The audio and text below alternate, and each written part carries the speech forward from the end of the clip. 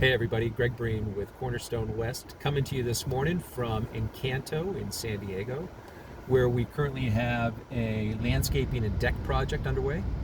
Before I hop out and go check on the guys and see how they're doing, I wanted to share with you another one of our job site minutes. Again, this series is to sort of highlight the top 10 things we think customers should be asking. These aren't questions that we typically get asked, but we think they're pretty important. So I want to share those with you. Today I want to go over how our billing process works and what our payment schedule is. So typically the way it'll flow is once a customer agrees to an estimate and signs the estimate, we'll put together a service agreement. And that service agreement gives a breakdown of exactly what the customer is going to be billed. So that's based on the estimate. We basically just take the estimate and have that highlighted on the service agreement in the appropriate space. For the payment schedule, that is a little different each time, but usually it follows a similar process where there's a section outlined on the service agreement that breaks down what the payments will be. Typically we ask for a down payment and a percentage of the project upfront.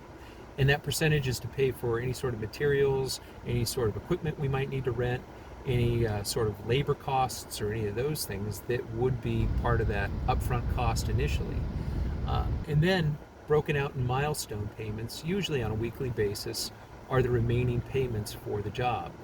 Now what we like to do is set those milestones based on the schedule.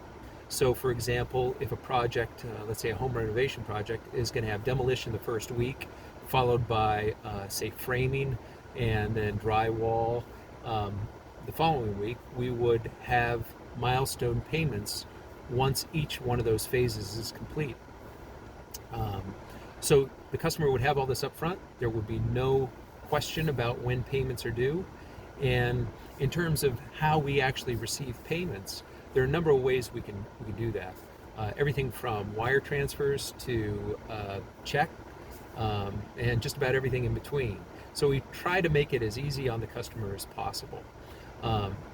This should be something that, whether you use us or anybody else, is clearly outlined by your contractor, so there are no surprises. The last thing a customer wants to do is be hit with this huge number at the end of the project for something that they didn't agree to or didn't think was going to be as high as it is. So we make sure that everything is very clear, very transparent.